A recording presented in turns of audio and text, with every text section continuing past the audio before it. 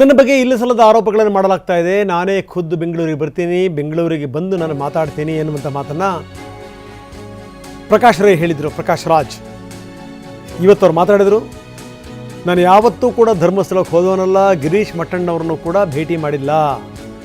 ಆದರೆ ಅಲ್ಲಿನ ಸರಣಿ ಸಾವುಗಳ ಬಗ್ಗೆ ಆತಂಕ ಪಟ್ಟಿದ್ದು ನಿಜ ಅಂತ ಪ್ರಕಾಶ್ ರಾಜ್ ಹೇಳಿಕೆ ಕೊಟ್ಟಿದ್ದಾರೆ. ದಿಢೀರಂತ ಒಬ್ಬ ವ್ಯಕ್ತಿ ಬಂದು ಹೇಳಿಕೆ ಕೊಡ್ತಾ ಇದ್ದಾನೆ. ಆ ವ್ಯಕ್ತಿ ಹೆಣ ಹೂತು ಹಾಕಿದಾನಂತೆ ಅನ್ನೋದು ಗೊತ್ತಾಯಿತು. SIT ತಂಡ ಮಾಡಿ ಅಂತ ನಾನು ಸಿದ್ದರಾಮಯ್ಯನವರಿಗೆ ಒತ್ತಡ ಹಾಕಿದ್ದೆ. SIT ಮುಖ್ಯಸ್ಥರನ್ನಾಗಿ ಒಳ್ಳೆಯವ್ರನ್ನ ಹಾಕಿ ಅಂತ ಕೂಡ ಹೇಳಿದ್ದೆ. ಅದೇ ರೀತಿ ಸರ್ಕಾರ SIT ರಚನೆ ಮಾಡ್ತು, ಒಳ್ಳೆಯ ಅಧಿಕಾರಿನೂ ಕೂಡ ನೇಮಕ ಮಾಡ್ತು. ದಕ್ಷ ಅಧಿಕಾರಿಯನ್ನು ಹಾಕಿದ್ದಾಗ ನಾನೇ ಟ್ವೀಟ್ ಮಾಡಿದ್ದೆ, ಒಳ್ಳೆಯ ವಿಷಯ, ಒಳ್ಳೆಯ ಅಧಿಕಾರಿನ ಹಾಕಿದ್ದಾರೆ ಅಂತ ನಾನು ಟ್ವೀಟ್ ಮಾಡಿದ್ದೆ. ಮೋಹಂತಿಯವರು ಇನ್ನೂ ಚಿನ್ನಯ್ಯನ ಭೇಟಿ ಮಾಡಿರಲಿಲ್ಲ. ಇದೇ ಸಂದರ್ಭದಲ್ಲಿ ಗಿರೀಶ್ ಮಟ್ಟಣ್ಣವರ್ ನನಗೆ ಕರೆ ಮಾಡಿದರು. ಧರ್ಮಸ್ಥಳದ ಬಗ್ಗೆ ಮಾತಾಡಿದಂಥ ವ್ಯಕ್ತಿ ನನ್ನೊಂದಿಗಿದ್ದಾನೆ, ನಿಮ್ಮ ಜೊತೆಗೆ ಮಾತಾಡಬೇಕಂತೆ ಅಂತ ಮಟ್ಟಣ್ಣವ್ರು ಹೇಳಿದ್ರಂತೆ. ಆಮೇಲೆ ಇವರು ಅವ್ರು ತಮಿಳ್ನಲ್ಲಿ ಮಾತಾಡಿದಂತೆ, ಅವನು ಮಂಡ್ಯದವನು ಅಂತಾನೆ. ತಮಿಳಿನಲ್ಲಿ ಮಾತಾಡಿದ್ದಕ್ಕೆ ನನಗೆ ಆಶ್ಚರ್ಯ ಆಯಿತು ಅನ್ನುವಂಥ ಮಾತನ್ನು ಪ್ರಕಾಶ್ ಹೇಳಿದ್ದಾರೆ. ನಿಮ್ಮನ್ನು ಭೇಟಿ ಮಾಡಬೇಕು ಅಂದಂತೆ ಅವನು. ನನ್ನ ಭೇಟಿ ಮಾಡೋದು ಬೇಡಪ್ಪ, SIT ರಚನೆ ಆಗಿದೆ, ನೀನು ಅಲ್ಲೇ ಹೋಗಿ ಭೇಟಿ ಮಾಡೋದ್ರಂತೆ. ಇಲ್ಲ ಸರ್, ನನಗೆ ಆ ಧೈರ್ಯ ಇಲ್ಲ ಅಂದಂಥವನು. ಹಾಗಾದರೆ ನನಗೇನಾದರೂ ಹೇಳೋದಿದ್ರೆ ಒಂದು ವಾಯ್ಸ್ ಮೆಸೇಜ್ ಕಳಿಸಪ್ಪ ಅಂತ ಹೇಳಿದ್ರಂತೆ. ಆ ವಾಯ್ಸ್ ಮೆಸೇಜ್ ಸಮೇತ ನಾನು ಮೋಹಂತಿಯವರು ಭೇಟಿ ಮಾಡಿದ್ದೆ ಅಂತಾರೆ ಪ್ರಕಾಶ್. ಧರ್ಮಸ್ಥಳ ಪ್ರಕರಣದ ಹಿನ್ನೆಲೆಯನ್ನು ನಾವು ನೋಡುವಾಗ ಅದು ನಡೀತಿತ್ತು. ನೀವು ಪ್ರಕಾಶ್ ರೈ ಸೋಷಿಯಲ್ ಮೀಡಿಯಾದಲ್ಲಿ ಧರ್ಮಸ್ಥಳದ ಬಗ್ಗೆ ಯಾವಾಗ ಮಾತಾಡಿದ್ದಾರೆ? ಯಾವತ್ತೂ ನಾನು ಧರ್ಮಸ್ಥಳಕ್ಕೆ ಹೋದವನಲ್ಲ. ಗಣೇಶ್ ಮಟ್ಟ ಮಟ್ಟಣ್ಣನವರು ಇವ್ರನ್ನ ಯಾರನ್ನೂ ಭೇಟಿ ಮಾಡಿದವನು ಅಲ್ಲ ನಾನು. ಆದರೆ ಅಲ್ಲಿ ಒಂದು ವೈದ್ಯಕೀಯ ಸಾವಾಗಿದೆ, ಒಂದಷ್ಟು ಸರಣಿ ಸಾವುಗಳಾಗ್ತಿದೆ, ನ್ಯೂಸ್ ಆಗ್ತಿದೆ ಅನ್ನೋದ್ರ ಬಗ್ಗೆ ಆತಂಕ ಪಟ್ಟವರು ನಿಜ. ದಿಢೀರಂತ ನಮಗೆಲ್ಲ ಗೊತ್ತಿರೋ ಹಾಗೆ ಒಬ್ಬನು ಬಂದು ಮಂಡ್ಯದಿಂದ ಒಬ್ಬನು ಬಂದಿದ್ದಾನಂತೆ, ಅವನು ಅಲ್ಲಿ ಕೆಲಸ ಮಾಡ್ತಿದ್ದಂತೆ, ಅವನು ಹೆಣಗಳನ್ನು ಹೂತು ಹಾಕಿದ್ದಾನೆ ಅಂದ ತಕ್ಷಣ ಎಲ್ಲ ಭಕ್ತರು ಎಲ್ರಿಗೂ ಡಿಸ್ಟರ್ಬ್ ಆಗಿದ್ದಾರೆ. ನನ್ನಂಥವ್ರು ಡಿಸ್ಟರ್ಬ್. ನಾನು ಸ್ವಲ್ಪ ಸೋಷಿಯಲ್ ಆಕ್ಟಿವಿಸ್ಟ್, ಏನಿದು ಹಿಂಗಾಗ್ತಿದೆ ಅಂದಾಗ ನನಗೆ ನೆನಪಿರುವ ಹಾಗೆ ಮತ್ತು ನಿಮ್ಮ ದಾಖಲೆ ಇರುವಾಗ ಇಮಿಡಿಯೇಟ್ ಆಗಿ ಸರ್ಕಾರಕ್ಕೆ ಒತ್ತಾಯ ಮಾಡ್ತೀವಿ. ನೋಡಿ, ಅನವಸರವಾಗಿ ಯಾರೋ ಮಾಡಿದ್ದಾರೆ ಅಂತ ಕೆಲವರು ಶುರು ಮಾಡ್ಕೊಂಡಿದ್ದಾರೆ, ಅದಲ್ಲ ಇಂಪಾರ್ಟೆಂಟು. ಇದು ನಡೆದಿರೋದು ನಿಜ. ಇದ್ರ ಬಗ್ಗೆ ಒಂದು SIT ತಂಡ ಮಾಡಿ ಅಂತ ಸಿದ್ದರಾಮಯ್ಯನವ್ರಿಗೆ ಮಿಕ್ಕವ್ರಿಗೆ ನಾವು ಒತ್ತಡ ಹಾಕ್ತೀವಿ.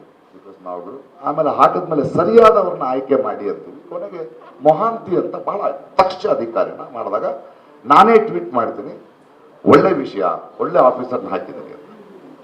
ಹೀಗಿರ್ಬೇಕಾದ್ರೆ ನನಗೆ ಒಂದು ಫೋನ್ ಬರುತ್ತೆ. ಮೊಹಂತಿ ಅವರು ಇನ್ನೂ ಈ ಚಿನ್ನಯ್ಯನ್ನ ಭೇಟಿ ಮಾಡಿಲ್ಲ, ಅವರು ಚಾರ್ಜ್ ತಗೊಂಡಿದ್ದಾರೆ. ನನಗೆ ಒಂದು ಬರುತ್ತೆ, ಗಿರೀಶ್ ಮಟ್ಟಣ್ಣನವರಿಂದ ಫೋನ್ ಬರುತ್ತೆ. ಫೋನ್ ಎತ್ತೀನಿ, ಯಾಕಂದ್ರೆ ನನ್ನ ಫೋನು ಬಹಳ ಕಾರಣಗಳಿಗೆ ಬಹಳ ವಿಷಯಗಳು ಕರೀತಾರೆ. ರೈತ ಹೋರಾಟ ಕರೀತಾರೆ. ಏನು ಇಲ್ಲ, ಮಾಸ್ಕ್ ಒಬ್ಬ ವ್ಯಕ್ತಿ ಇದಾನಲ್ಲ, ಮಾಸ್ಕ್ ಅವಾಗಿನ ಮಾಸ್ಕ್ ಇಲ್ಲ, ಒಬ್ಬ ವ್ಯಕ್ತಿ ಇದಾನಲ್ಲ, ಅವ್ನು ನನ್ನ ಜೊತೆ ಇದ್ದಾನೆ, ನಿಮ್ಮ ಜೊತೆ. ನನಗೆ ಒಂದು ಫೋನ್ ಬರುತ್ತೆ, ಮೊಹಂತಿ ಅವರು ಇನ್ನೂ ಈ ಚಿನ್ನಯ್ಯನ್ನ ಭೇಟಿ ಮಾಡಿಲ್ಲ, ಅವರು ಚಾರ್ಜ್ ತಗೊಂಡಿದ್ದಾರೆ. ನನಗೆ ಒಂದು ಬರುತ್ತೆ, ಗಿರೀಶ್ ಮಟ್ಟಣ್ಣನವರಿಂದ ಫೋನ್ ಬರುತ್ತೆ. ಫೋನ್ ಎತ್ತೀನಿ, ಯಾಕಂದ್ರೆ ನನ್ನ ಫೋನು ಬಹಳ ಕಾರಣಗಳಿಗೆ ಬಹಳ ವಿಷಯಗಳು ಕರೀತಾರೆ. ರೈತ ಹೋರಾಟ ಕರೀತಾರೆ. ಏನು ಇಲ್ಲ, ಮಾಸ್ಕ್ ಒಬ್ಬ ವ್ಯಕ್ತಿ ಇದಾನಲ್ಲ, ಮಾಸ್ಕ್ ಅವಾಗಿನ ಮಾಸ್ಕ್ ಇಲ್ಲ, ಒಬ್ಬ ವ್ಯಕ್ತಿ ಇದಾನಲ್ಲ, ಅವ್ನು ನನ್ನ ಜೊತೆ ಇದ್ದಾನೆ, ನಿಮ್ಮ ಜೊತೆ ಮಾತಾಡ್ಬೇಕಂತೆ. ಹೇಗಿರ್ಬೋದು? ನನಗೆ ನಡೀತಾ ಇದೆ, ನೇರವಾಗಿ ನನಗೆ ಒಂದು ಎವಿಡೆನ್ಸ್ ಬರ್ತಾ ಇದೆ, ಕೊಡಿ ಫೋನ್. ತಮಿಳ್ನಲ್ಲಿ ಮಾತಾಡೋಣ. ಆದರೆ ಇವ್ರನ್ನ ಮಂಡ್ಯದವರು ಅಂತ ಇದ್ರಲ್ಲ, ಬಿಂಬಿಸಿದ್ರು, ತಮಿಳ್ನಲ್ಲಿ ಕೇಳಿಸ್ಕೊಂಡೆ. ಏನಪ್ಪ ಅಂದು, ನಾನು ಉಂಗಳೇ ಪಾಕನು, ನನ್ನ ಯಾಕಪ್ಪ ನೋಡ್ಬೇಕು, ಏನು ಗೊತ್ತು ನನಗೆ ಇಷ್ಟು. ಹಾಗಾದ್ರೆ SIT ಫಾರ್ಮ್ ಮಾಡಿದ್ದಾರೆ, ಹೋಗು ಸರ್, ಧೈರ್ಯ ಇಲ್ಲ ನನಗೆ. ನೋಡಪ್ಪ, ನನ್ನನ್ನು ಮೀಟ್ ಮಾಡೋದೆಲ್ಲ ಬೇಡ, ನಿನಗೇನಾದ್ರು ಹೇಳ್ಬೇಕಾದ್ರೆ ನೀನು ರೆಕಾರ್ಡ್ ಮಾಡಿ ವಾಯ್ಸ್ ಕಳಿಸು. ನಾನು ಇಸ್ಕೆ ಇಮಿಡಿಯೇಟಾಗಿ ರೆಕಾರ್ಡೆಡ್ ವಾಯ್ಸ್ನಲ್ಲಿ ಏನೇನೋ ಬಡಬಡಿಸ್ದ. ನಾನು ನನ್ನ ಲಾಯರ್ಗೆ ಫೋನ್ ಮಾಡಿದೆ. ನೋಡಿ, ಇಡೀ ದೇಶದಲ್ಲಿ ಮಾಧ್ಯಮಕ್ಕೆ ಯಾರಿಗೂ ಏನೂ ಗೊತ್ತಿಲ್ಲ, ನನಗೆ ನೇರವಾಗಿ ಫೋನ್ ಬಂದಿದೆ, ನಾವೇನು ಮಾಡಬೇಕೀಗ? ಇಮ್ಮಿಡಿಯೇಟ್ ಆಗಿ ನಾನು ಆ ದಿನವೇ ಇವ್ರಿಗೆ ಫೋನ್ ಮಾಡಿದೆ, ನಮ್ಮ ಮೊಹಂತಿ ಅವ್ರಿಗೆ.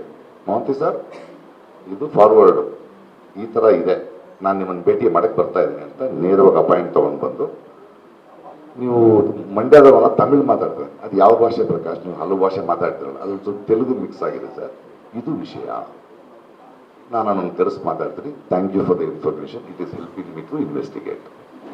ನಾನು ಕೂತ್ಕೊಳ್ತೀನಿ. ಒಂದು ಸ್ವಲ್ಪ ದಿನ ಆದಮೇಲೆ ಕೇಳ್ತೀನಿ, ಏನಾಯಿತು ಸರ್? ಪ್ರಕಾಶ್, ಇನ್ಮೇಲೆ ಆ ಫೋನ್ಗಳು ತಗೋಬೇಡಿ, ನೀವು ಕಳಿಸಿದ್ರಿ ಅವನು ಕರೆಸಿ ಮಾತಾಡಿದೆ, ಅವನೀಗ ರಿವರ್ಸ್ ಆಗ್ತಿದ್ದಾನೆ. Okay sir, thank you. So ಅವನು ಹೇಳಿರೋದು ಕರೆಕ್ಟು, ಅವನು ನನಗೆ ಫೋನ್ ಮಾಡಿದ್ದು ಕರೆಕ್ಟು. ಆದರೆ ಒಬ್ಬ ಪ್ರಜೆಯಾಗಿ ನಾನು ಇಮಿಡಿಯೇಟ್ ಆಗಿ ಇವರೇ ಮಾಡಿದ್ದಾರೆ ಅಂತ ಧರ್ಮಸ್ಥಳದ ಆಂದೋಲನಕ್ಕೆ ಹೋಗಲಿಲ್ಲ. ಯಾರ ಜೊತೆ ಕೂತ್ಕೊಳ್ಳಿ, ಯಾಕಂದ್ರೆ ಒಟ್ಟ್ಯಾಂತರ ಭಕ್ತರು ಬರೋ ಸ್ಥಳ ಅದು. ಆ ಪ್ರಕರಣ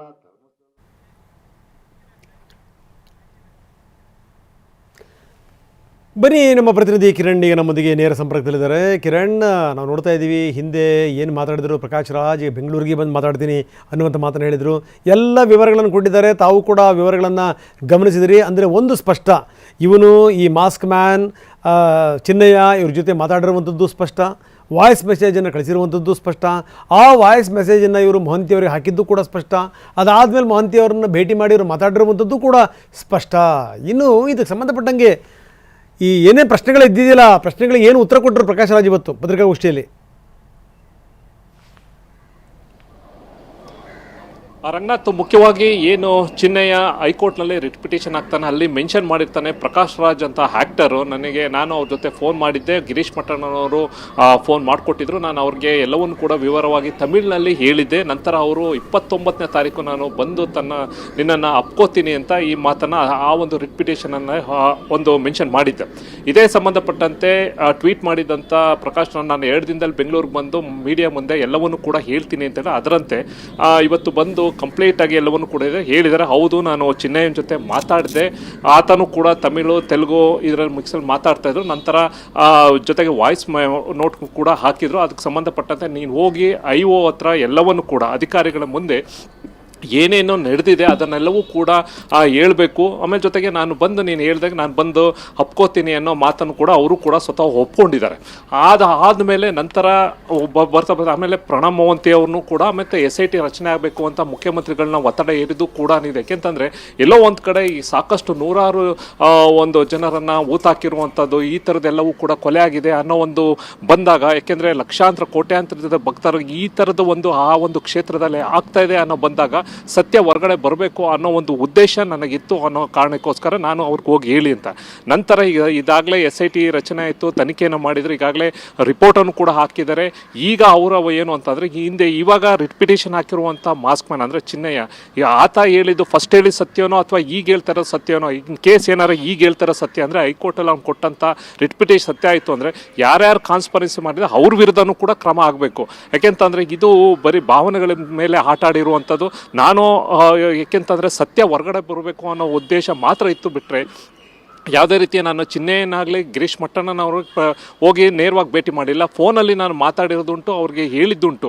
ಆದರೆ ನಂತರ ದಿನಗಳಲ್ಲಿ ಆತ ಕಂಪ್ಲೀಟಾಗಿ ಈ ರೀತಿ ಹೇಳ್ತಾ ಇದೆ. ನಿಜಕ್ಕೂ ಕೋರ್ಟ್ ಏನು ಡಿಸಿಷನ್ ತಗೋತೋ ಅಥವಾ ಕೋರ್ಟ್ ಏನು ಹೇಳುತ್ತೋ ಅದಕ್ಕೆ ನಾವು ಅದಕ್ಕೆ ಆ ಒಂದು ಒಪ್ಪಿಗೆ ತೊಗೊಳ್ಬೇಕು. ನಂತರ ಅದಕ್ಕೆ ತಲೆ ಬಾಗಲೇಬೇಕು. ನಂತರ ಯಾರ್ಯಾರು ಇದಕ್ಕೆ ಕಾನ್ಸ್ಪರೆನ್ಸಿ ನಿಜವಾಗ್ಲೂ ಅದು ಗಿರೀಶ್ ಮಟ್ಟಣ್ಣವರು, ಮಹೇಶ್ ತಿಮ್ರೋಡೇನೋ ಅಥವಾ ಯಾರ್ಯಾರು ಮಾಡಿದ್ರು ಅವ್ರ ವಿರುದ್ಧ ಕೂಡ ಕಾನೂನು ಕ್ರಮ ಆಗಬೇಕು ಅನ್ನೋದನ್ನು ಕೂಡ ಇವರು ಸ್ಪಷ್ಟವಾಗಿ ಹೇಳಿದ್ದಾರೆ. ಒಟ್ಟಾರೆ ಇಲ್ಲಿ ಇಲ್ಲಿ ತನಕ ಬರಬೇಕಾಗಿತ್ತ ಕಿರಣ್ ಪ್ರಕರಣದಲ್ಲಿ ಅನ್ನೋದನ್ನ ಅವರು ಬಿಡಿಸಿ ಹೇಳಿದ್ರು. ಕಿರಣ್, ಈಗ ಅಷ್ಟನ್ನು ಹೇಳಕ್ಕೆ ಅವರು ಅಲ್ಲಿಂದ ಇಲ್ಲಿ ತನಕ ಬರಬೇಕಾಗಿತ್ತಾ? ಜೊತೆಗೇನು ಅಂತಂದರೆ ಇವ್ರಿಗೆ ಯಾಕೆ ಬೇಕಿತ್ತಂತೆ ಈ ಊರು ಸಾಬರಿ ಈ ಸುಮ್ಮನೆ ಫೋನ್ ರಿಸೀವ್ ಮಾಡೋದು, ಕೊನೆಗೆ ಹಿಂಗೆ ಗೊತ್ತಾ ಇದಕ್ಕೆ ಸಂಬಂಧಪಟ್ಟಂಗೆ ಮೋಹಂತಿ ಅವ್ರ ಹತ್ರ ಮಾತಾಡೋದು, ಮೋಹಂತಿ ಅವ್ರನ್ನ ಭೇಟಿ ಮಾಡೋದು, ಸೊ ಇದನ್ನೆಲ್ಲ ಯಾಕೆ ಮಾಡಿದ್ರಂತೆ? ಅದಕ್ಕೆ ಸಂಬಂಧಪಟ್ಟಂಗೆ ಏನಾದರೂ ಹೇಳಿದ್ರಾ? ಹೌದೌದು, ಖಂಡಿತ. ಈ ಬಗ್ಗೆನೂ ಕೂಡ ಪ್ರಶ್ನೆ ಕೇಳಿದಾಗ ನಾನು ಬರೀ ಚಿನ್ನಯ್ಯ ಅಂತಲ್ಲ, ರೈತರು ಯಾರು ಫೋನ್ ಮಾಡಿದ್ರು ಅಥವಾ ಹೋರಾಟ ಮಾಡೋರು ಯಾರೇ ಇದ್ರು ಕೂಡ ನಾನು ರಿಸೀವ್ ಮಾಡ್ಕೋತೀನಿ. ಹಾಗಾಗಿ ಗಿರೀಶ್ ಮಟ್ಟಣ್ಣವನು ನಾನು ಹಿಂದೆನೂ ಭೇಟಿಯಾಗಿಲ್ಲ, ಈಗಲೂ ಕೂಡ ಭೇಟಿಯಾಗಿಲ್ಲ. ಆತ ಇದ್ದಕ್ಕಿದ್ದಂಗೆ ನನಗೆ ಫೋನ್ ಮಾಡಿ ಆ ಫೋನನ್ನು ಇವ್ರಿಗೆ ಕೊಟ್ಟಿದ್ರು. ನನಗೆ ಏನು ಅಂತಂದರೆ ನಿಜಕ್ಕೂ ಅಲ್ಲಿ ಏನಾರು, ಯಾಕೆಂದರೆ ಸೌಜನ್ಯ ಪ್ರಕರಣ ಆಗಿತ್ತು, ಅದು ಕೂಡ ಸಾಕಷ್ಟು ಗೊಂದಲಗಳಿತ್ತು. ಅದಕ್ಕೆ ಸಂಬಂಧ ಅದ್ರ ನಡುವೆ ಈ ಒಂದು ಹೊಸ ವಿಚಾರಗಳು ಬಂದಿದ್ದಾರೆ. ಯಾರೋ ಒಬ್ಬ ಬಂದು ವ್ಯಕ್ತಿ ಈ ರೀತಿ ನೂರಾರು ನಾನು ಹೆಣಗಳನ್ನ ಊತಾಕಿದ್ದೀನಿ, ಈ ಒಂದು ಸಂಬಂಧಪಟ್ಟಂತೆ ಅಲ್ಲಿ ನಾನು ತೋರಿಸ್ತೀನಿ ಅನ್ನೋ ಅಂತ ಹೇಳಿದಾಗ ನಿಜಕ್ಕೂ ಆ ಥರದ್ದೇನಾಗಿದ್ರೆ ಸತ್ಯ ನಿಜವಾಗ್ಲೂ ಕೊಲೆಗಾರ ಯಾರಿದ್ರೆ ಹೊರಗಡೆ ಬರಲಿ, ಸುಮ್ಮನೆ ಹೂವಾಪೂವಾಗಿ ಅನ್ನೋಕ್ಕೋಸ್ಕರ ನಾನು ಅವನ ಹತ್ರ ಮಾತಾಡಿದ್ದುಂಟು. ಅದಕ್ಕೆ ಸಂಬಂಧಪಟ್ಟಂತೆ ನನಗೆ ಕಳಿಸಿದಂಥ ಏನು ಆಡಿಯೋ ಇರ್ಬೋದು ಅದನ್ನು SIT ಮುಖ್ಯಸ್ಥರಿಗೂ ಕೂಡ ನಾನು ಕೊಟ್ಟಿರೋದುಂಟು. ಯಾಕೆಂದರೆ ಇವತ್ತು ಕೂಡ ನಂಗೆ ನಂಬಿಕೆ ಇದೆ ಈಗ ಸಂಬಂಧಪಟ್ಟಂತೆ ನಿಜಕ್ಕೂ ಒಂದು ನ್ಯಾಯ ಬರುತ್ತೆ. ಅಂದರೆ ಯಾರು ನಿಜವಾದ ತಪ್ಪಿಸ್ತಾರೆ, ಅದು ಯಾರ್ಯಾರ ಆಗಲಿ, ಇದು ನಿಜವಾಗ್ಲೂ ಏನಾರ ಆ ರೀತಿ ಘಟನೆ ಆಗಿರ್ಬೋದು. ಯಾಕೆಂದರೆ ಇನ್ನೂ ಕೂಡ ಇನ್ವೆಸ್ಟಿಗೇಷನ್ ಮುಗ್ದಿಲ್ಲ. ಆದರೆ ಈಗ ಆತ ಹೇಳ್ತಾ ಇರೋದು ಏನಾರು ಏನಾರ ನಿಜಕ್ಕೂ Okay. ಸತ್ಯ ಇತ್ತು ಅಂದ್ರೆ ಯಾರ್ಯಾರು ಇದರಲ್ಲಿ ಕಾನ್ಸ್ಪರೆನ್ಸಿ ಮಾಡಿದ್ದಾರೆ ಅವ್ರಿಗೂ ಕೂಡ ಕಾನೂನು ರೀತಿಯ ಕ್ರಮ ಆಗಬೇಕು ಅನ್ನೋ ಒತ್ತಾಯ ಕೂಡ ನಾನು ಮಾಡ್ತೀನಿ ಅನ್ನೋ ಮಾತನ್ನ ಹೇಳಿದ್ದಾರೆ ರಂಗನಾಥ್. ಓಕೆ, ಧನ್ಯವಾದ ತಮ್ಮೆಲ್ಲ ಮಾಹಿತಿಗೆ ಕಿರಣ್.